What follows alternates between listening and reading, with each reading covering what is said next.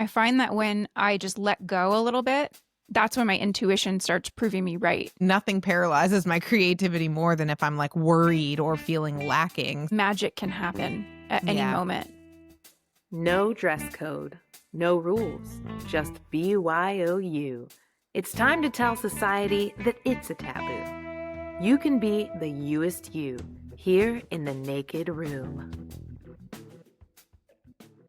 Talk about a time when your intuition was eerily spot on. Oh, I don't know what that was. I think that that's happened a lot.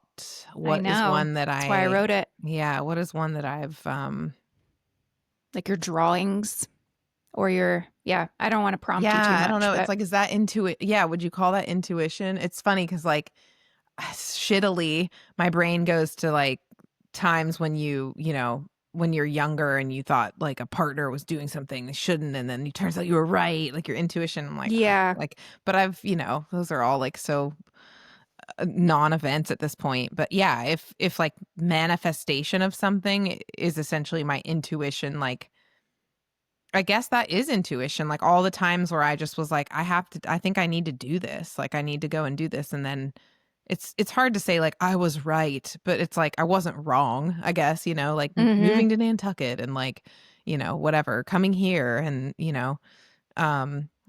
bold choices, I guess, have been driven by if all my bold choices have been driven by intuition, then there have been many times that it has not steered me incorrectly. yeah. This cabin being one, like the minute that our friend was like, "What do you think?" I'm like, "Yeah." Post fires, I don't even LA need fires. to. And that's another one I like kind of drone. I drone a picture of it. You drove a picture. I drove a picture. Drove a picture. Because I'm drinking the High West whiskey. The whiskey. Yeah, whiskey. Yeah, probably the most kind of eerie one was definitely the Nantucket tiny house, because it was almost identical. That was eerie. Yeah. Which was really wild. And then there's been a couple other things, I feel like. What other intuition? I've had some weird things happen where like, you feel like something's up, or you have a dream about somebody, and then like the day comes and like, you wake up the next day and like turns out like there is something wrong with that, like one of those where you just feel like it's almost more like a spidey sense about stuff. Yeah. But again, I feel like those are almost more like negative, where you're like, oh, like I feel like I need to reach out to this person, something's going on, and then turns out something is going on. I like the manifestation intuitions a lot better than those moments.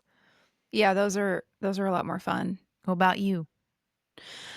A lot of it for me comes up around money, like that's scarce, like the scarcity mentality around money and how that's like this deep rooted thing. But then when I'm meditating or like really listening to my deeper self, my inner voice, like your that voice that is so pure and is usually pretty quiet, like that's the intuition kind of coming through and telling you, or that could be your spirit guide, whatever it is, whatever you choose to believe. Sometimes I think they're different from one another, but it can be hard to make the distinction. But that inner voice keeps saying really quietly, like, don't worry about money. It's going to flow in and out of your, like, it's just going to keep coming and it'll go out and it'll come back. And whenever I've listened to her, it's been much better for me, because that has been happening. And it's like every single time you have an example of the thing that your intuition is telling you coming true, then you build on that trust muscle.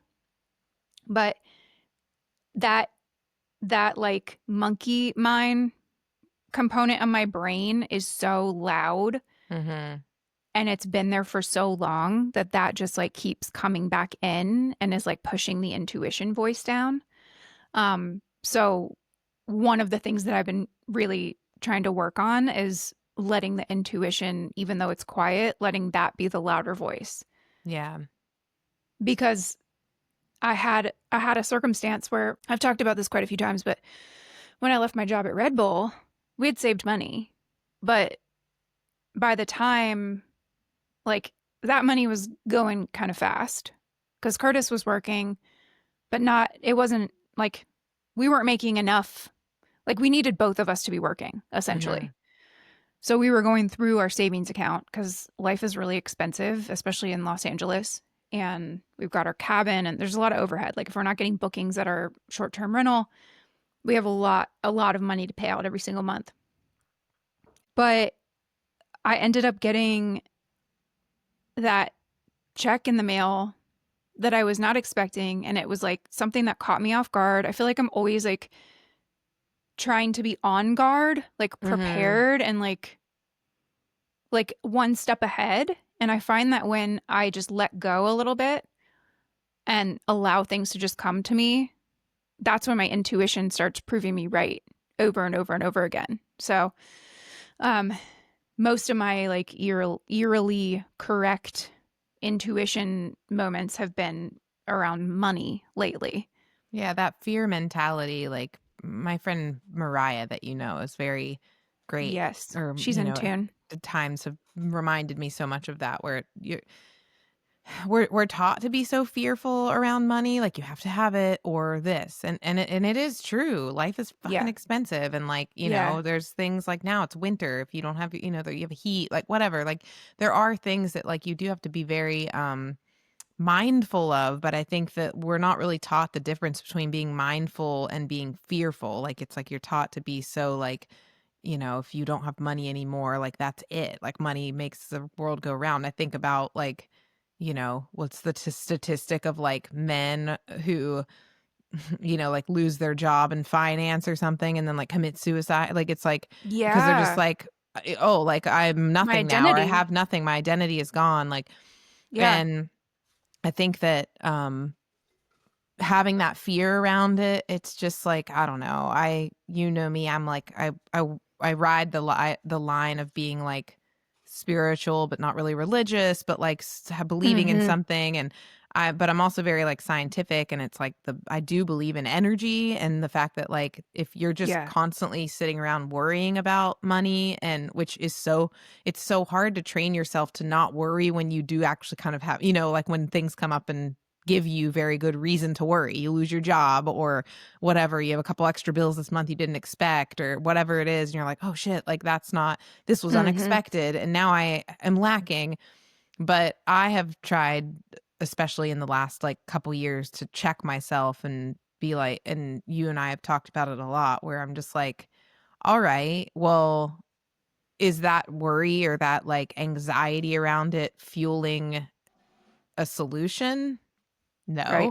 No, it's Nope. usually hindering one because it paralyzes you to just be like, I'm lacking and I'm now Yeah. worried." And so not only are you feeling this energy of like lack, but then you're kind of projecting this energy of lack, which like is palpable to most people. And you get paralyzed, like, to me, anytime I'm, in a tough spot where I need, to make some more money in the month, I'm like, all right, let me get creative. Like, and nothing paralyzes my creativity more than if I'm like worried or feeling lacking. So I've had to train Yeah. myself to be like, okay, this is a good challenge. Like, what can I come up with now to fill in those blanks and, Yeah. pull it together by the skin of my teeth by the end of the month and be like, "Whew, it all worked out."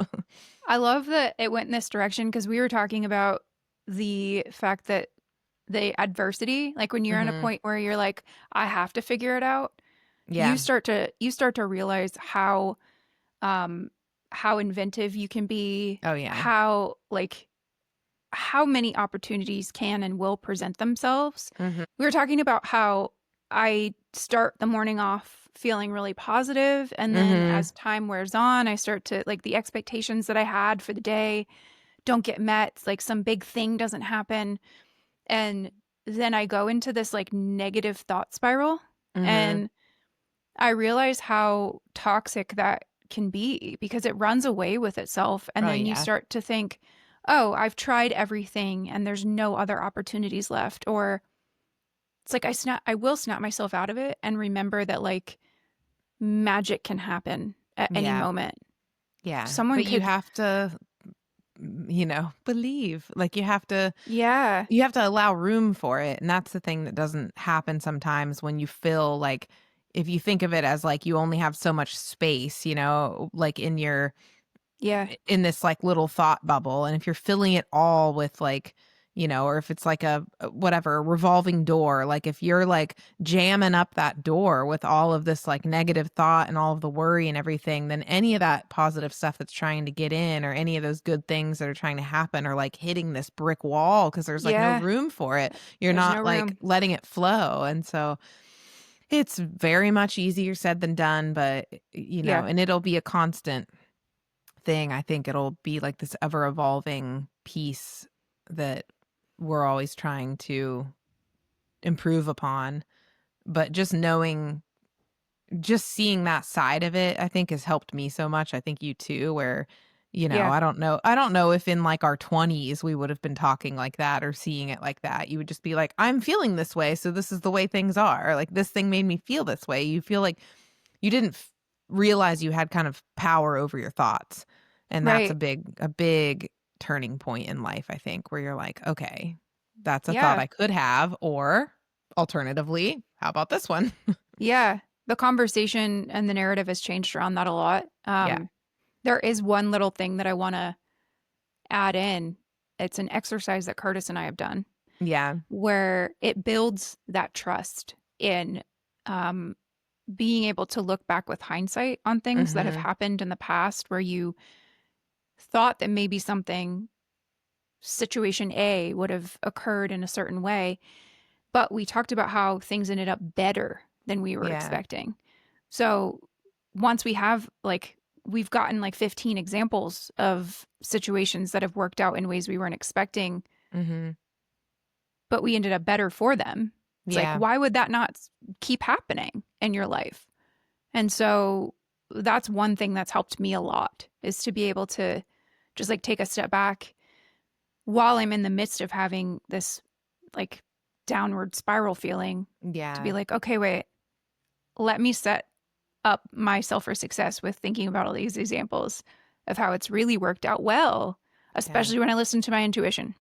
Did you take your vitamins today, by I the did way? it and it just Your reminded me that Solar A vitamins? no, I forgot I need to take them, but it's okay. It's still like, what time is it? We have a discount code they gave We us. do. We'll drop it it's the naked room. Just all caps, like Easy. we're screaming at you. The naked room. Ah, No, naked room. the naked room. We'll put it in the show notes too. Yeah, But I think yeah, it's like 10 or 20% 15, off. 20 20%. Sick. 20% off. Yeah, it makes a big difference. If you're listening, share it with someone. Then we have more people. Yeah, exactly. Share it. Like, subscribe, share. Give Yes. us a 5-star review everywhere.